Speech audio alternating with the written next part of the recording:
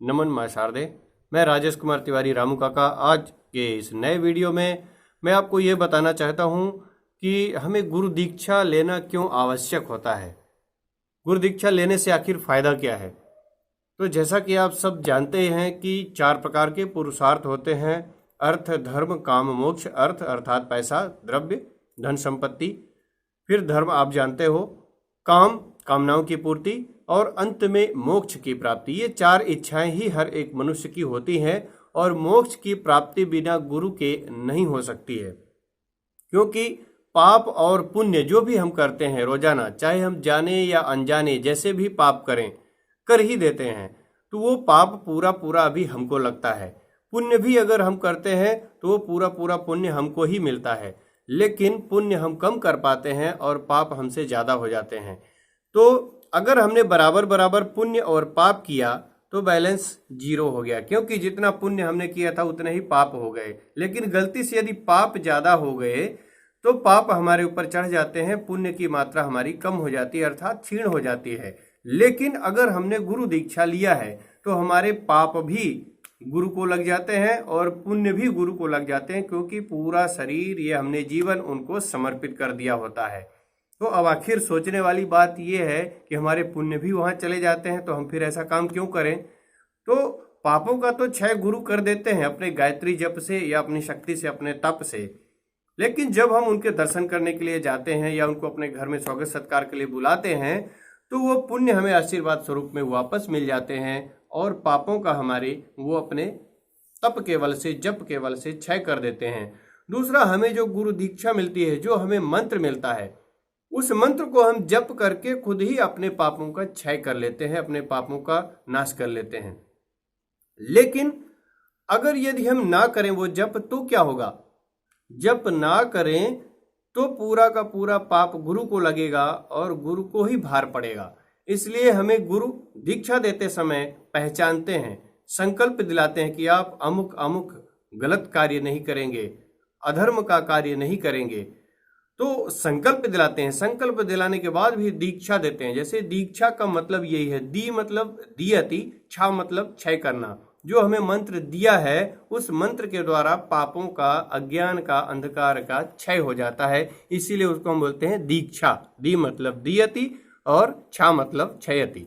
पापों का क्षय हो जाता है जिस मंत्र के कारण, उसे ही गुरु दीक्षा बोलते हैं। किसी भी आप समस्या में फंस जाओ तो आप कभी भी गुरु दीक्षा मंत्र का जप करो, आप संकट से जरूर उबर जाएंगे। मोक्ष की प्राप्ति तो बाद की बात है, आध्यात्मिक ज्ञान का आपका विकास तो होगा ही, लेकिन इस संकट से भी, इस भौतिक शरीर से, इस भौतिक संसार से, इस गुरु दीक्षा मंत्र के कारण आप बहुत ऊपर तक जा सकते हो, मनोकामनाओं की पूर्ति भी कर सकते हो और अपने पापों का भी क्षय कर सकते हो। यदि आप किसी समस्या में फंस गए हैं तो गुरु का अपने ध्यान करें, क्योंकि गुरु ही ब्रह्मा विष्णु महेश है। क्यों है गुरु ब्रह्मा विष्णु महेश? क्योंकि गुरु ब्रह्मा का काम क्या है? सृष्टि की संरचना करना। तो हमारे अंदर गुणों की संरचना करते हैं, संस्कारों का आधान करते हैं, संस्कारों की संरचना गुरु करते हैं। आपको ये कार्य करना है और ये कार्य नहीं करना है, ये उचित है और ये कार्य अनुचित है, ये कौन करते हैं? गुरु। अब शिक्षा गुरु और दीक्षा गुरु में अंतर होता है। शिक्षा गुरु आपके जीवन की जिम्मेवारी नहीं लेते हैं, वो अपने क्लास की जिम्मेवारी ले सकते हैं। शिक्षा गुरु कई हो सकते हैं, दीक्षा गुरु एक ही होते हैं और आपके जीवन की जिम्मेवारी लेते हैं, ना कि सिर्फ क्लास की। तो गुरु ब्रह्मा विष्णु और महेश क्यों है?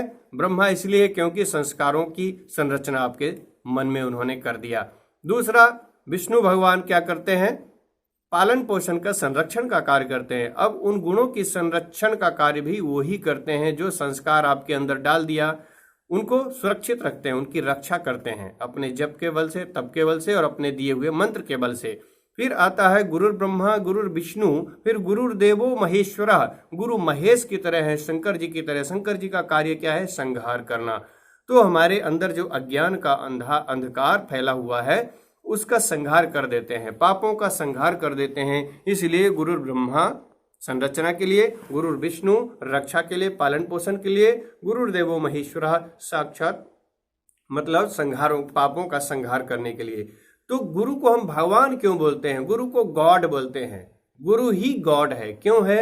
GOD 3 शब्द से मिलकर के गॉड बना है। G फॉर जनरेटर, जनरेट करता है संस्कारों का। O फॉर ऑपरेटर, विष्णु भगवान का कार्य करते हैं।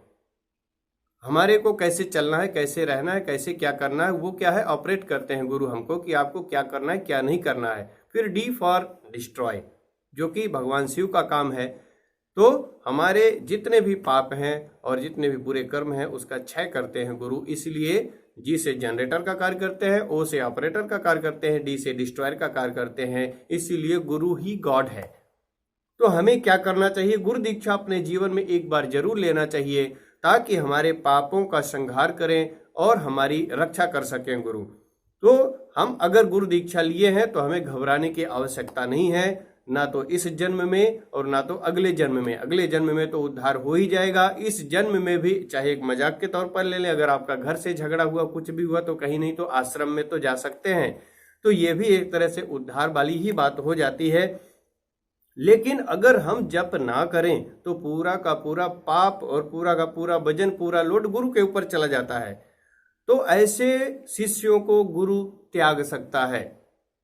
जैसे कि उदाहरण के लिए पति पत्नी की शादी होती है, सप्तपदी होती है, उसमें दिया जाता है वचन, वर देता है वचन पत्नी को, पत्नी भी देती है मैं ये नहीं करूंगी, ऐसा नहीं करूंगी, आपके हिसाब से चलूंगी। लेकिन अगर उस हिसाब से वो ना चले तो पति उस पत्नी का परित्याग कर सकता है, उसे छोड़ सकता है। पत्नी भी अपने पति को त्याग सकती है अगर वो वचन को ना निभाएं तो।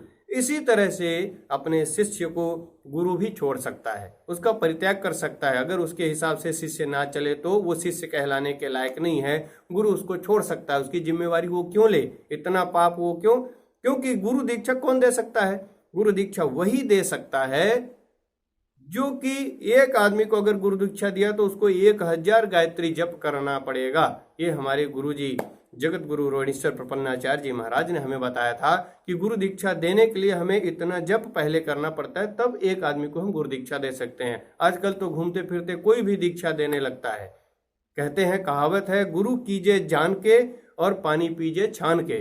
पहले सोचिए समझिए कि कैसा गुरु होना चाहिए, वो खुद ही अध्यात्म के मार्ग पर अग्रसर हैं या नहीं, हमें अच्छा सही मार्गदर्शन दे सकते हैं या नहीं, हम जब चिंता में हैं तो हमें उससे उबार सकते हैं या नहीं।